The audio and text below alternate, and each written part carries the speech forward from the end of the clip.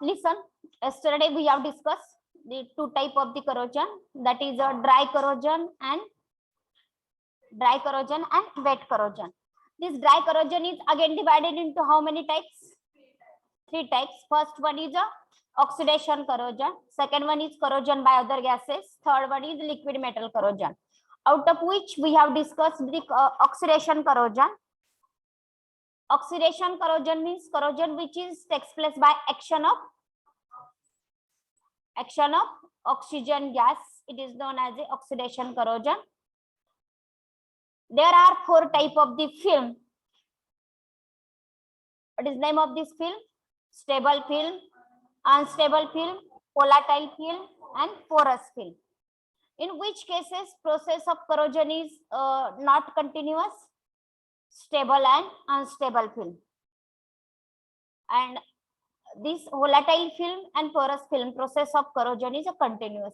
In which cases process of corrosion is a very rapid and continuous? Volatile film. Volatile मध्ये process of corrosion काय असते? Rapid आणि continuous असते. Example of volatile film is a molybdenum. Then second type of oxidation corrosion is corrosion by other gases. See here, corrosion by other gases. इथलीच definition लिहायची, त्याच्यामध्ये फक्त oxygen शब्द लिहायचा नाही आणि हे वर्ड एवढे लिहायचे नाही. कुठले? अनहायड्रस और इनऑर्गॅनिक लिक्विड. बाकीची डेफिनेशन आहे अशीच लिहायची. Are you getting? Write heading corrosion by other gases.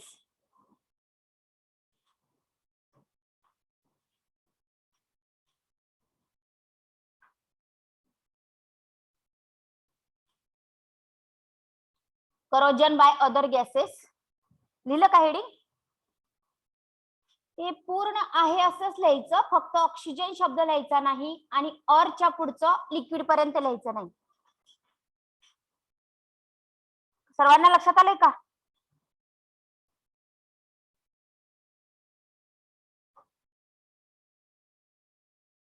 अजून एकदा सांगते, सर्व डेफिनेशन आहे अशीच लिहायची, ऑक्सिजन वर्ड लिहायचा नाही आणि ऑर पासून लिक्विड पर्यंत लिहायचं नाही.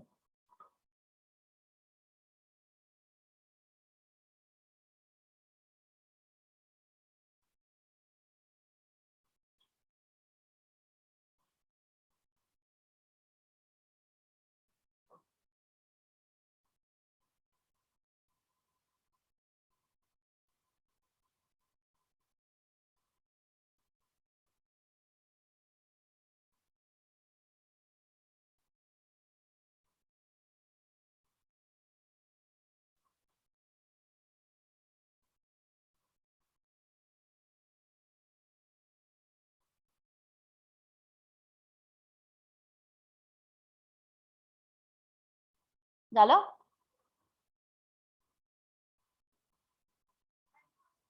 नाही झालं का? ठीक आहे.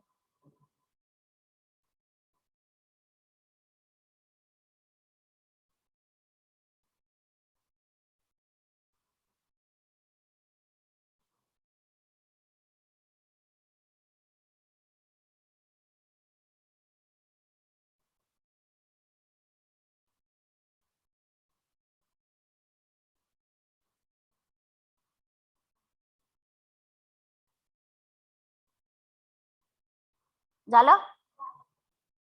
Next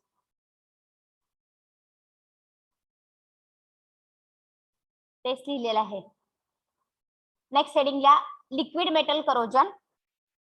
liquid metal corrosion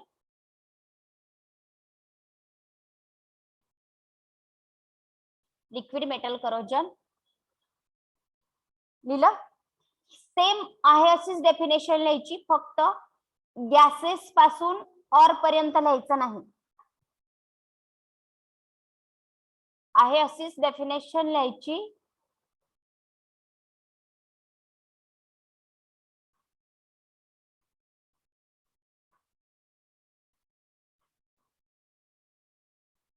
gases पासून लिक्विड पर्यंत नाही लिहायचं.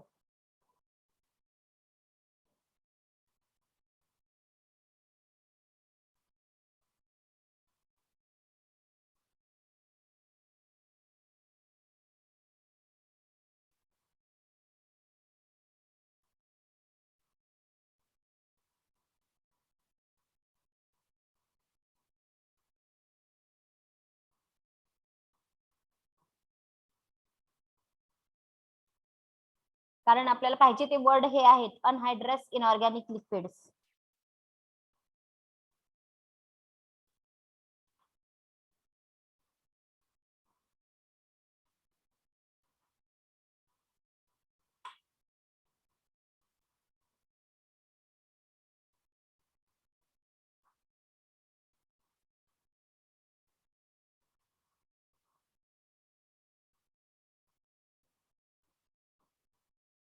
गॅसेस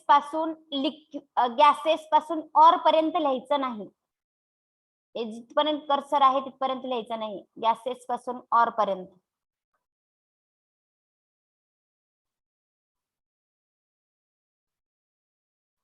झालं का? Okay.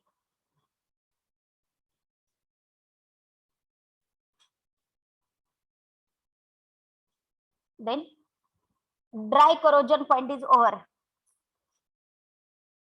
Next, wet corrosion. Wet corrosion.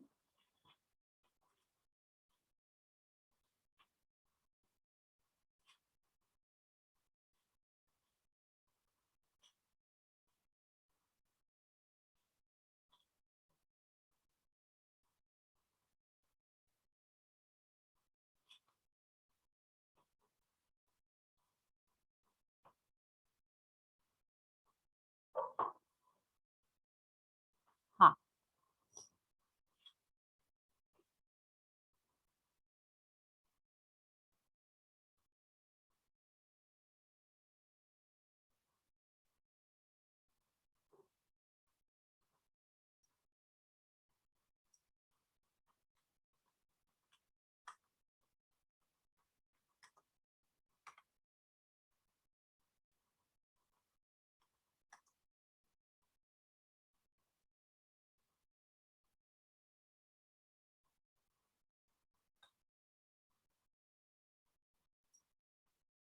बारावीला आपल्याला पॉइंट होता इलेक्ट्रोकेमिकल सिरीज, इलेक्ट्रोकेमिस्ट्री चॅप्टर मध्ये होतं.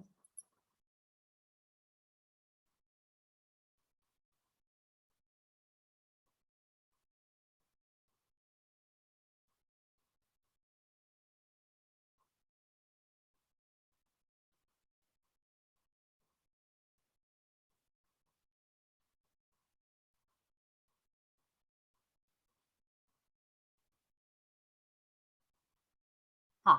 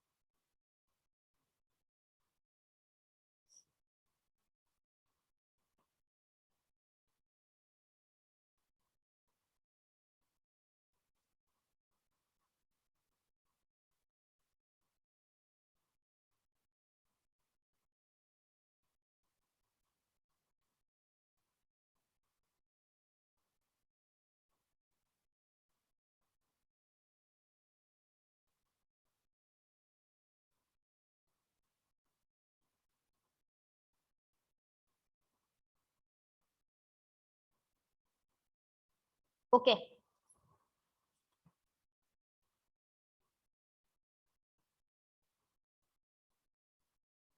Have you seen series? series दिसते का? दिसते की नाही?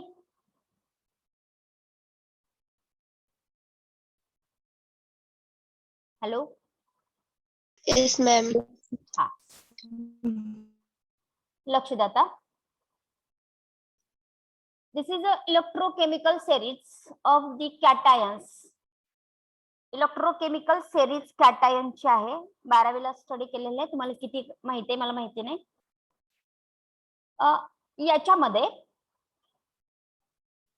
याच्यामध्ये काही मेंबर टॉपला आहेत, काही मेंबर बॉटमला आहेत. काही मेंबर टॉपला आहेत, काही मेंबर बॉटमला आहेत. याचं कोरोजनशी खूप क्लोज रिलेशन आहे. हा जर पॉइंट कळाला तर तुम्हाला इथून पुढचा चॅप्टर आपोआप फास्ट समजत जात असतो. जो मेटल आयन बोलत नाही मी, मेटल बोलते. आयन वेगळा, मेटल वेगळा. Metal means a substance which having no charge, only sodium, Na, no charge. It is a plain metal. And cation means if there is a Na plus, then there is a cation. Ca plus plus, then it is also cation. Charge असला की त्याला ion म्हणायचं, charge नसला plain metal. Plain metal is present in the solid state, but when it get converted into ion, it not found in the solid state. त्याला त्याचे parent member solid state मध्ये राहू देत नाही, त्याला सराउंडिंगच्या सोल्युशन मध्ये कंपल्सरी जावं लागत असतं. जर आयन तयार केला एखाद्या मेटलने, समजा तुम्ही बसलेले बेंच आहेत त्याचे तर आयर्न आहे, त्या आयर्नातल्या कुठल्या आयर्ननी स्वतःचं रूपांतर Fe++ मध्ये करून घेतलं, Fe+2 मध्ये करून घेतलं, तर तो आयर्न त्याला ठेवून घेत नाही, त्याला सोल्युशन मध्ये काढून टाकून देतो. हा निसर्गाचा नियम आहे. जसं आपल्या घरचे आपल्याला चूक केली की पनिशमेंट करतात, तसं निर्जीवांमध्ये पण तसंच आहे. सेम Fe++ झालं की सराउंडिंग मध्ये त्याला कंपल्सरी जावंच लागतं. ऍक्टिव्हिटी सिरीज मध्ये जे मेटल नीट ऐकायचं, टॉपला आहे, टॉपला ते ऍनोड म्हणून काम करतात. आता समजा इथं हे दोन मेटलचे पीस आहेत, एक पीस आहे कॉपरचा आणि एक पीस आहे आयर्नचा. हे दोन पीस एकमेकाच्या कॉन्टॅक्ट मध्ये असे आलेले आहेत. तर ऍक्टिव्हिटी सिरीज कडे जातात ही दोघं पण, आणि ऍक्टिव्हिटी सिरीज मध्ये ज्याची जागा टॉपला आहे तो ऍनोड म्हणून काम करतो, आणि ज्याची जागा बॉटमला आहे तो कॅथोड म्हणूनच त्याला काम करावं लागतं. ज्याने ऍनोड म्हणून काम केलेलं आहे त्याचं करोजन होतं, आणि ज्यानं कॅथोड म्हणून काम केलेलं आहे त्याचं प्रोटेक्शन होतं. नीट ऐकायचं, एमसीक्यूज याच्यावरती विचारले जातात. पूर्ण चॅप्टर फक्त एवढ्या 2 वाक्याच्या कडेनच फिरणार आहे. भरपूर 43 वगैरे पानाची पीपीटी शिल्लक आहेत आपल्या, पण एवढं कन्सेप्ट कळाला की तुम्हाला आपोआपच कळायला चालू होईल. काय बोलले, जर if two different metals are come in contact with each other, a metal which having a top position in activity series, it is act as a anode. And metal which having a bottom position in activity series, it is act as a cathode. आता cathode आणि anode म्हणून काम केलं म्हणजे काय होतं, एनोडचंच का corrosion होतं, एनोड म्हणून काम केलं म्हणून का करोजन होतं, बिकॉज एनोड जो असतो आपण बारावीला शिकलेलो असेल का नाही मला माहिती नाही, एनोड जो असतो तो त्याची कॅपॅसिटी ही इलेक्ट्रॉन लूज करण्याची असते. एनोडची कॅपॅसिटी इलेक्ट्रॉन लूज करण्याची असते. प्लेन मेटल आहे, प्लेन मेटल लोखंड आहे आपल्याकडे, आयर्न आहे, प्लेन मेटल आहे, त्याने इलेक्ट्रॉन लूज केले. If it loose electron, it get converted into what, Fe++. कसं ते नीट आहे का, एखादा मेटल कन्सिडर करा, ऍटॉमिक नंबर 5 आहे, मीन्स त्याच्याकडे ऍटॉमिक नंबर 5 म्हणजेच त्याच्याकडे 5 इलेक्ट्रॉन्स असतात, 5 प्रोटॉन्स असतात. Proton carries positive charge, electron carries negative charge. If metal loses 2 electron, if metal loses 2 electron, त्या 5 ची जोडी अशी व्यवस्थित बसलेली असते, न्यूट्रल झालेलं असतं. इकडचं प्लस, या प्रोटॉनचं प्लस, इलेक्ट्रॉनचं minus, neutral neutral neutral neutron, all neutral. If 2 electron get lose, हे जर 2 इलेक्ट्रॉन निघून गेले, this positive charge not having a friend, त्या दोघांना फ्रेंड उरत नाही, हे तिघांची पियर अशी राहते, हे दोघ जण असेच रिकामे राहतात. म्हणजे तो मेटल कोणता चार्ज घेणार आहे, +2 चार्ज घेणार. Are you getting? Means if anode म्हणून काम करतं, जो मेंबर एनोड म्हणून काम करतो त्याला इलेक्ट्रॉन लूज करावे लागत असतात. इलेक्ट्रॉन लूज करत असतो तो. इलेक्ट्रॉन लूज केले, समजा एक इलेक्ट्रॉन लूज केला की एक पॉझिटिव्ह चार्ज येणार, आणि एक पॉझिटिव्ह चार्ज आला म्हटलं की त्याला त्याचे पॅरेंट मेंबर ठेवून घेणार आहेत का? नाही, त्याला सोल्युशन मध्ये ढकलून देणार. आपण आता पीपीटी कडे जाऊयात. Here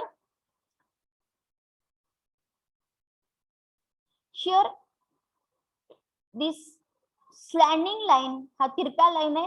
It is nothing but it is a iron, and this line it is a nut. आपण फिरवून बसवतो तो असा नट किंवा एखादा खिळा वगैरे आहे. Okay, here this area is made up from the copper. Are you getting? And this area is made up from the iron. एक आयर्न आहे, दुसरा कॉपर आहे, आणि त्याच्या कॉन्टॅक्ट मध्ये काय आहे? वॉटर आलेलं आहे. वॉटर कसलं आहे? ऍसिडिक वॉटर आहे, ऍसिड रेन वगैरे पडलेलं आहे आणि त्याचं पाणी आहे. जर iron, if iron and copper is come in contact with each other, iron आणि कॉपर एकमेकाच्या कॉन्टॅक्ट मध्ये आले तर आयर्न हा टॉप पोझिशनला आहे, कॉपर हा बॉटम पोझिशनला आहे. मग कोण काम करेल एनोड म्हणून? आयर्न. कोण काम करेल? टॉप. आपण ठरलेलं आहे आपलं की जो टॉपचा आहे तो एनोड म्हणून काम करणार आहे. जो एनोड आहे तो काय लूज करणार आहे? इलेक्ट्रॉन लूज करणार आहे. जो एनोड आहे तोच इलेक्ट्रॉन लूज करणार आहे, आणि इलेक्ट्रॉन लूज केले मीन्स Fe चं कन्वर्जन कशामध्ये झालं? Fe++ मध्ये झालं. आता याचे हे पॅरेंट मेंबर इलेक्ट्रॉन ठेवून घेतील का? सॉरी, या Fe++ ला स्वतःकडे ठेवून घेतील का? नाही, त्याला कुठे जावं लागतं? सोल्युशन मध्ये निघून जावं लागतं. बघा इथं Fe++ दिसतंय सर्वांना. इथं दिसतंय का Fe++? कारण ह्या पॅरेंट या सॉलिडने स्वतःकडे त्याला ठेवून घेतलेलं नाही, त्याला सोल्युशन मध्ये जावं लागलं. ओके, आता process of losing of electron, याच्या बॉडी मधून हे दोन इलेक्ट्रॉन लूज झालेले आहेत. Process of losing of electron, Fe होता, Fe चे दोन इलेक्ट्रॉन निघून गेलेले आहेत म्हणून तर Fe++ चार्ज झालेला आहे. म्हणजे या आयर्नाने इलेक्ट्रॉन लूज केलेले आहेत.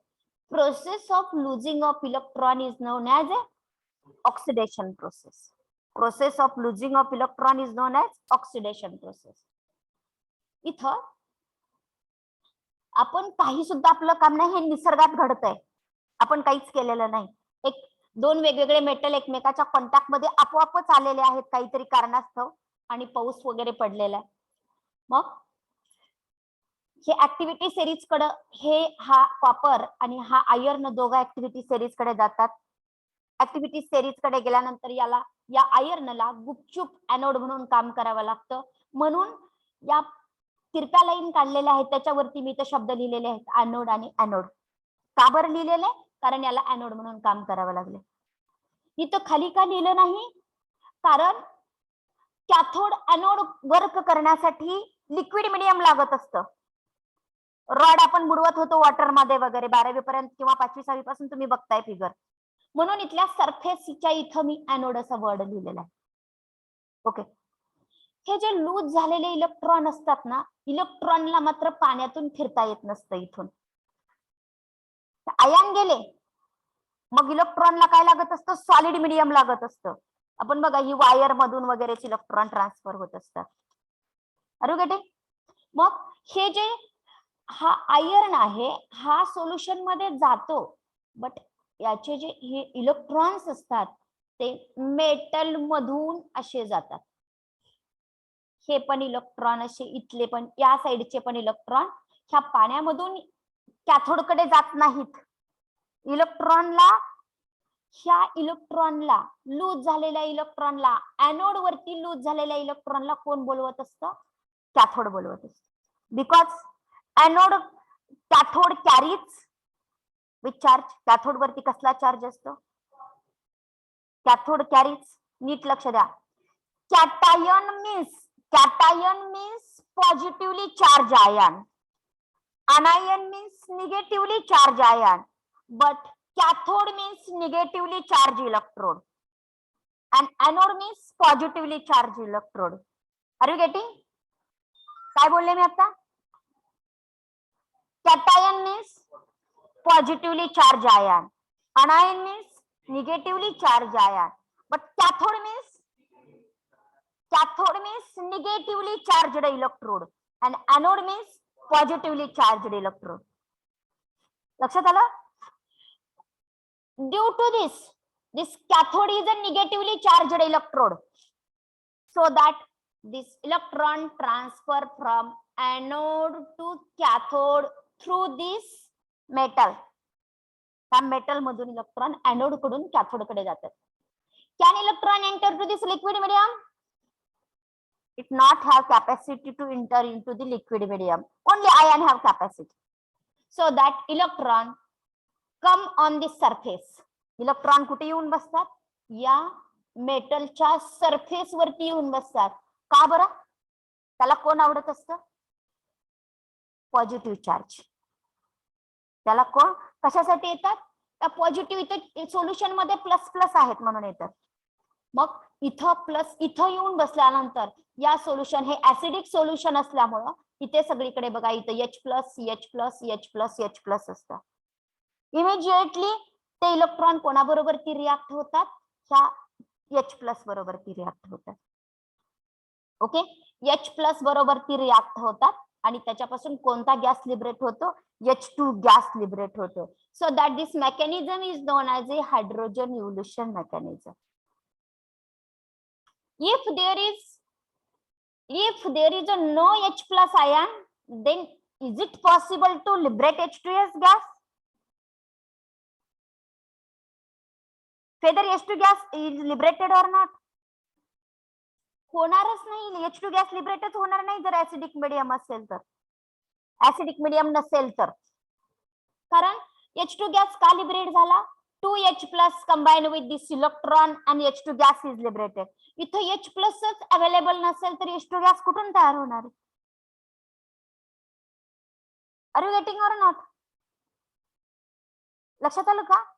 आता आपण पॉइंट स्टार्ट करण्याच्या अगोदर मी आताच मग सांगितलं पूर्ण चॅप्टर फक्त याच्याकडेच आपण फिरणार आहोत. त्याच्यामुळं हे बेसिक कन्सेप्टची 4-4 वाक्य तुम्ही 4-4 लाईन लिहून घ्यायच्या.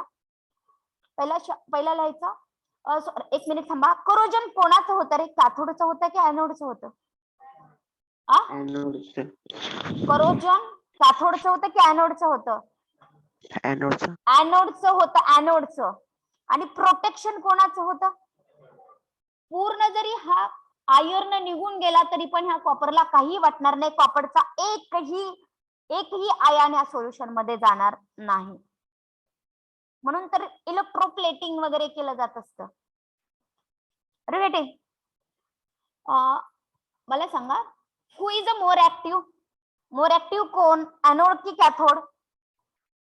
हे दोन्ही पण मेटल आहेत. पण कुणी पहिलं पटकन इलेक्ट्रॉन लूज करायला कुणी चालू केलं? एनोडने. कुणी? एनोडने. म्हणजे जो टॉपला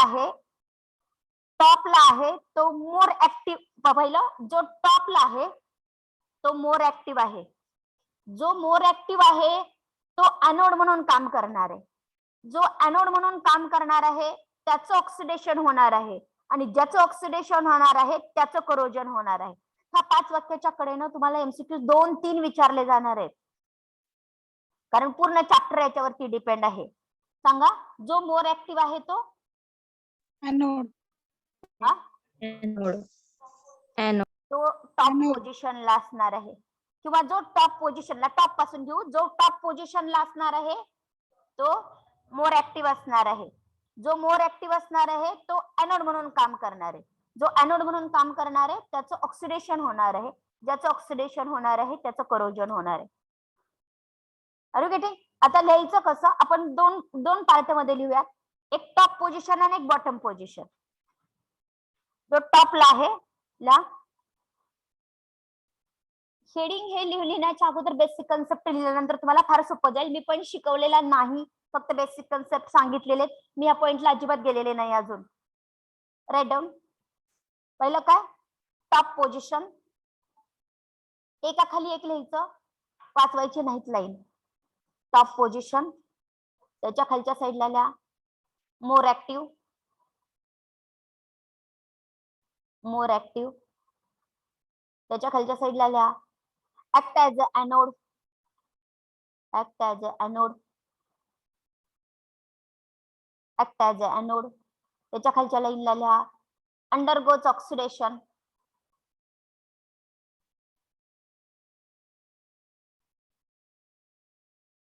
and get corroded. 5 वाक्य झाले? 5 लाईन झाले का? 4 झाल्या? काय राहिलं आपलं? टॉप. 5 झाले. हा, वरती काय लिहायला पाहिजे होतं? Metal which is. ते 5 शब्द लिहायच्या अगोदर वरती लिहायला पाहिजे होतं metal which is. Which is, आता वाचा बरं. मेटल विच इज हा माझा शब्द टाकून तुम्ही वाचा ते 5 वाक्य. Metal which is present at a top position is more active, act as a anode, undergoes oxidation and get corroded. Oxidation शब्दाच्या तिथे कंसामध्ये लूज इलेक्ट्रॉन शब्द लिहा. Loose electron.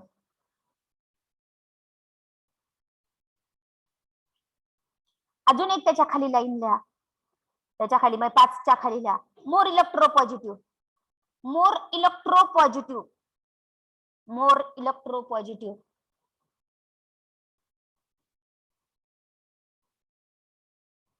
आता दुसऱ्या साईडला काय लिहावं लागेल? अपोजिट सेंटेन्स लिहायचे. at bottom position. at bottom position. more active च्या ऐवजी less active. act as a cathode.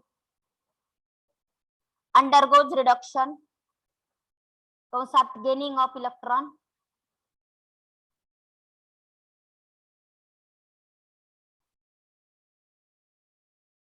get protected from corrosion.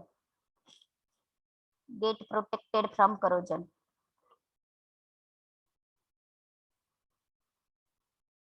त्याच्या खाली लिहा अजून. हे झालं. आता पुढे हे परीक्षा याच्यामध्ये दोन एमसीक्यूज असणार आहेत, म्हणजे इथे 4 मार्क मिळणार आहेत तुम्हाला एवढ्या 10 शब्दांमध्ये. पुढे हे काय एक्झामला विचारलं जाणार नाही, आता मी जे लिहून देणार आहे, पण ते शिकण्यासाठी ते लागतंय. Cation positive charge ion. अंतर सोडून लिहा. ते 10 वाक्य संपलेले आहेत, त्याच्यामध्ये इंटरफिअर कशाचं करू नका. मोर इलेक्ट्रोपॉझिटिव्हच्या ऐवजी लेस इलेक्ट्रोपॉझिटिव्ह. मगच एक राहिले की लेस इलेक्ट्रोपॉझिटिव्ह. ओके. आता नवीन cation means positive charge ion. Cation means positive charge ion.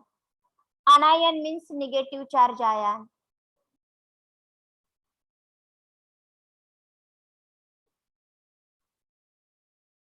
Cathode means, cathode म्हणजे रॉड आहे तो. कॅथोड मीन्स काय? Negative charge electrode. Cathode means negative charge electrode. Anode means positive charge electrode.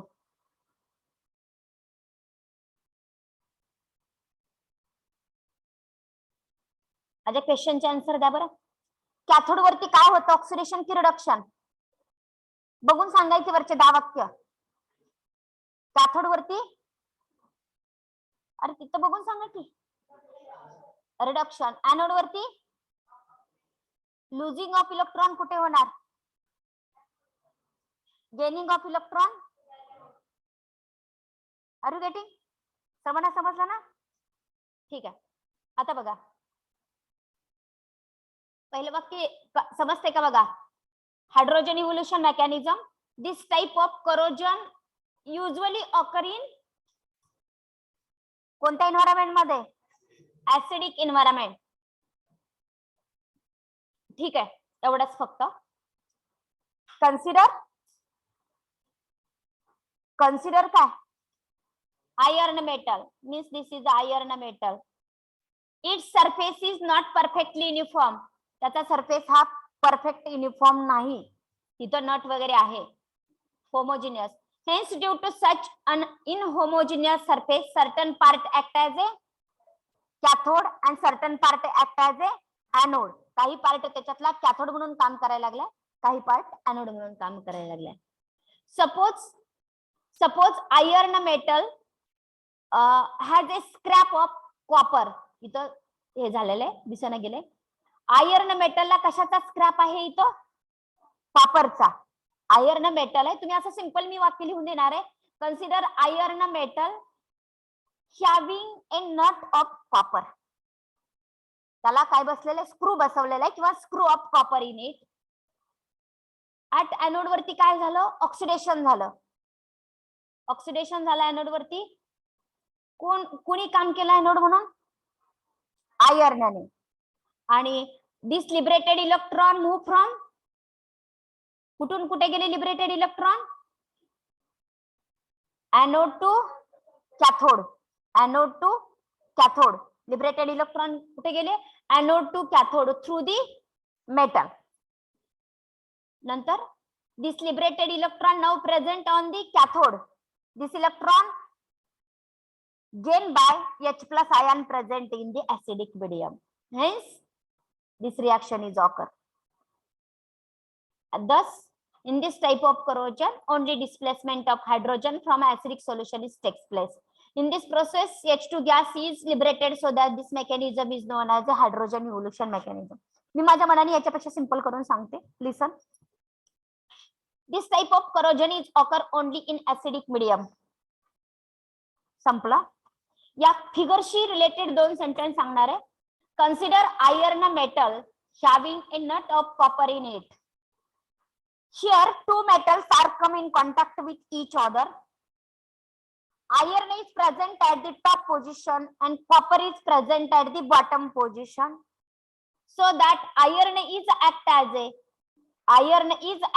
a anode and copper is act as a cathode. आपण general rule सांगू आणि नंतर मग explain करू. पहिलं काय सांगितलं? फिगरचे 2 सेंटेन्स सांगितले मी तुम्हाला. त्यानंतर जनरल रूल प्रमाणे सांगितले. Then reaction at cathode anode म्हणायचं, ही रिएक्शन सांगायची.